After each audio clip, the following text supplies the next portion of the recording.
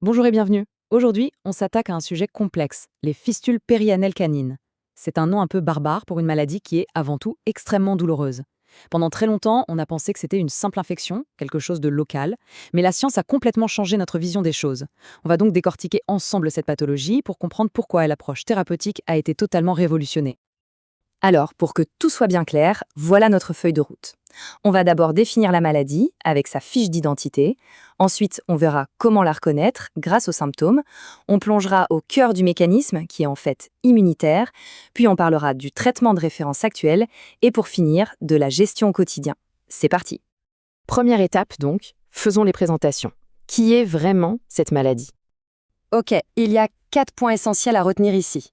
Premièrement, ce n'est pas une simple infection, mais bien une maladie inflammatoire, chronique et très douloureuse. Deuxièmement, la cause, c'est un dérèglement du système immunitaire. On suspecte aussi une forte composante génétique. Et enfin, même si tous les chiens peuvent être touchés, il y a une race qu'on voit tout le temps, le berger allemand. Gardez bien ça en tête, parce que c'est vraiment la clé pour comprendre tout ce qui va suivre. Très bien. Maintenant, passons au concret.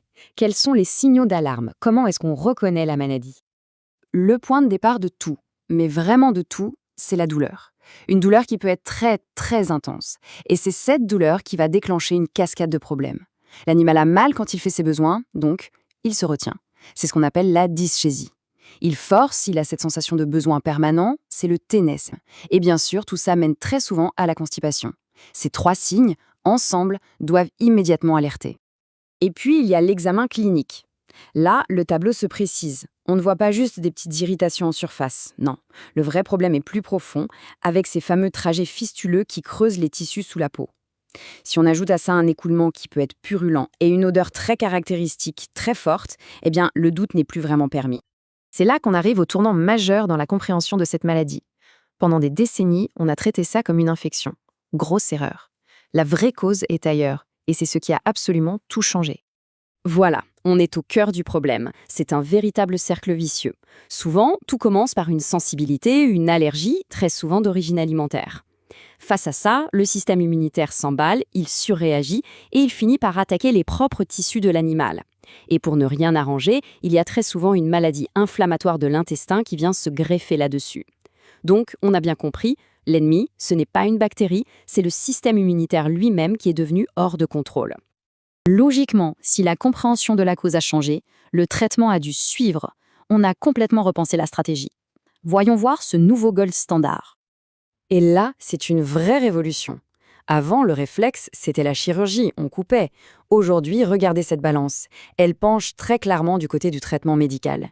L'objectif n'est plus d'enlever les lésions, mais de calmer cette tempête immunitaire qui les provoque. Le traitement de base est donc devenu médicamenteux. Et ce traitement médical, il repose sur quoi? Essentiellement sur des immunosuppresseurs. On a 2 molécules phares, la cyclosporine qui se donne par voie orale pour une action générale sur tout l'organisme, et le tacrolimus qui s'applique localement en pommade pour agir directement sur la zone concernée. Le choix entre les deux ou leur association va dépendre de la gravité du cas et aussi de la facilité d'administration au quotidien. Et la chirurgie alors? On l'oublie? Non, pas complètement, mais son rôle a radicalement changé. Ce n'est plus du tout la première option. La grande majorité des cas se gèrent très bien médicalement.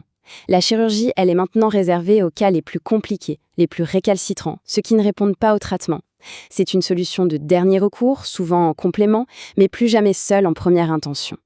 Bon, une fois la crise passée et le traitement mis en place, on pourrait penser que le plus dur est fait.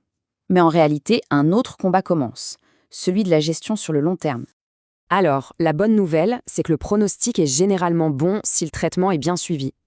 La réalité par contre, c'est que c'est une maladie chronique. Ça veut dire une gestion à vie, avec des hauts et des bas. Et ça nous amène au point sensible, le coût. Les traitements immunosuppresseurs sont onéreux et c'est un vrai défi, surtout pour les propriétaires de grands chiens comme le berger allemand. Allez, pour résumer, si on devait nous retenir que 4 choses, ce serait celles-ci. Premièrement, face à un berger allemand avec des problèmes dans cette zone, le réflexe doit être immunitaire et alimentaire. Deuxièmement, la douleur à la défécation, c'est le signe d'alerte numéro 1. Troisièmement, pour le traitement, la priorité, c'est l'immunosuppression. La chirurgie, c'est bien après. Et enfin, et c'est crucial, il faut bien comprendre et expliquer que c'est un engagement sur le long terme en termes de soins, mais aussi de budget. Et on termine sur ce point qui est absolument fondamental. Tout ce qu'on vient de voir est à but informatif, éducatif. Si un animal présente ce genre de symptômes, une seule chose à faire: consulter un vétérinaire. C'est la seule personne capable de poser un diagnostic de certitude et de mettre en place un traitement qui sera à la fois sûr et efficace.